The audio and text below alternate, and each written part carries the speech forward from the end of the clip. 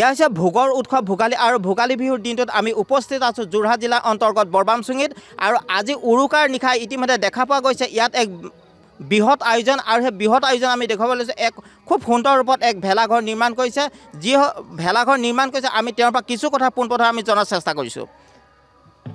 আপুনি কৈছে ভেলাঘৰ সম্পৰ্কত কেনেকৈ কি নিৰ্মাণ কৰিছিল? আমি ভেলাঘৰটো আমি আমাৰ ইটো সোমবাৰৰ পৰা আজি সোমবাৰ আমি সোমবাৰৰ পৰা আমি শৰণ খেৰ কাটি আমি নিৰ্মাণ কৰিছোঁ। আমি পিছৰ অংশ আমি শৰণ খেৰ দিছোঁ, মুখৰ অংশ আমি নৰা দিছোঁ। তাৰ একদম সন্মুখত আমি আপোনাৰ নাৰিকল পাতে আমি গেট দিছোঁ। আৰু এনেদৰে আমি এই কাৰণে চিন্তা কৰিছিলোঁ, আমি মাত্ৰ 3জন যুৱক আমি লগ লাগি পেলাই আমি চিন্তা কৰিছিলোঁ যে আমি এইডোখৰ জেগাত এনেকৈ বনাওঁ, আমি নতুন প্ৰজন্মক আমি দেখুৱাওঁ এটা ভেলাঘৰ।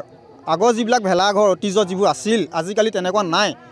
কিছুমানে পাল দি বনাইছে, কিছুমানে টিং দি বনাইছে, কিন্তু আমি চিন্তা কৰিছিলোঁ যে আমি টিং নিদিওঁ, পাল নিদিওঁ, আমি এনেদৰেই ভেলাঘৰ এটা নৰাৰে আৰু খেৰেৰে নাৰিকল পাতেৰে বনোৱা আমি প্ৰচেষ্টা চলালোঁ। আমাৰ আজিৰ দিনটো সম্পূৰ্ণ হ'ল। আমি সম্পূৰ্ণ হৈ আমি মুকলি কৰিছিলোঁ। আমি গেট আমি সুন্দৰভাৱে এটা জাপি 3টা জাপি আৰু এখন গামোচাৰে টুনি লাইট লগাই আমি সম্পূৰ্ণ কৰি আমাৰ পাৰ্থপ্ৰতিম হাজৰিকা হতুৱাই আমি ফিটা কটাই হৈছিল। আমি সেইবিলাক আপোনাক দেখুৱাব নোৱাৰিলোঁ, তাৰ কাৰণে আমি দুখিত। এয়াই ক'লোঁ মোৰ ভেলাঘৰৰ ওপৰত এয়াই মোৰ অভিজ্ঞতা। আৰু আমি জানিব পাৰিছোঁ যে ইতিমধ্যে এই ভেলাঘৰটো যিহেতু বিশেষকৈ নৱপ্ৰজন্ম ইতিমধ্যে যি পৌৰাণিক যি পৰম্পৰা এইবিলাক ইতিমধ্যে হেৰাই গৈছে আৰু নৱপ্ৰজন্মই প্ৰধানকৈ দেখুৱাবৰ কাৰণে ভেলাঘৰ কেনেকৈ সজা হয়, ইয়াত শৰণ খেৰ নৰা আদি ব্যৱহাৰ কৰি কিদৰে ভেলাঘৰটো আটক ধুনীয়াকৈ সজাব পাৰি সেয়া চেষ্টা কৰা হৈছে। আৰু তেওঁলোকে আশা কৰিছে যে আগন্তুক সময়ত আমি জানিব পাৰোঁ তেওঁলোকে আগন্তুক বছৰত হয়তো ইয়াতকৈ এটা সুন্দৰ ভেলাঘৰ তেওঁলোকে উপহাৰ দিব আৰু ইতিমধ্যে নৱপ্ৰজন্মৰ মাজত ইয়াক দেখুওৱাৰ চেষ্টা কৰিব। আৰু আমি আমাৰ সতীৰ্থ আছে, সতীৰ্থক আমি ভেলাঘৰ যি পৰিৱেশ আমি কিছু দেখুৱাবলৈ অনুৰোধ জনাইছোঁ। এয়া চাওক কিমান আটক ধুনীয়াকৈ ইতিমধ্যে ভেলাঘৰ তেওঁলোকে সজাই তুলিছে, অতি সুন্দৰৰূপে সজাই তুলিছে আৰু আকৰ্ষণীয় কৰিবৰ কাৰণে ইয়াত ফুলাম জাপি ব্যৱহাৰ কৰিছে, ফুলৰ ব্যৱস্থা কৰিছে, গামোচা দিছে। ইয়াত এক খুব সুন্দৰ ৰূপত এয়া ভেলাঘৰ পৰিৱেশ। আমি ভেলাঘৰ ভিতৰলৈ সোমাই যাবলৈ চেষ্টা কৰিম। ইতিমধ্যে আমাৰ সতীৰ্থ আছে, সতীৰ্থ ইতিমধ্যে ভিতৰলৈ আমি তেওঁক দেখুৱাবলৈ অনুৰোধ জনাইছোঁ। খুব সুন্দৰ ৰূপত ইতিমধ্যে এয়া ভেলাঘৰ ভিতৰত চাওক। আজি মাঘৰ বিহু উৰুকা,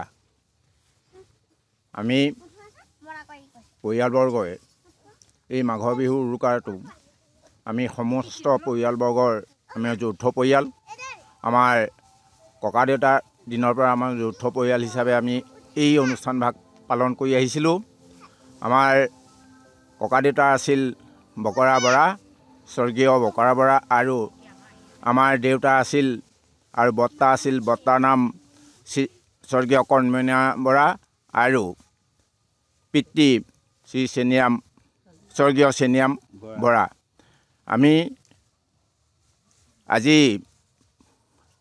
আমি সৰুৰ পৰা আৰু আমাৰ দেউতাহঁতেও এই উৰুকা পালন কৰিছিল।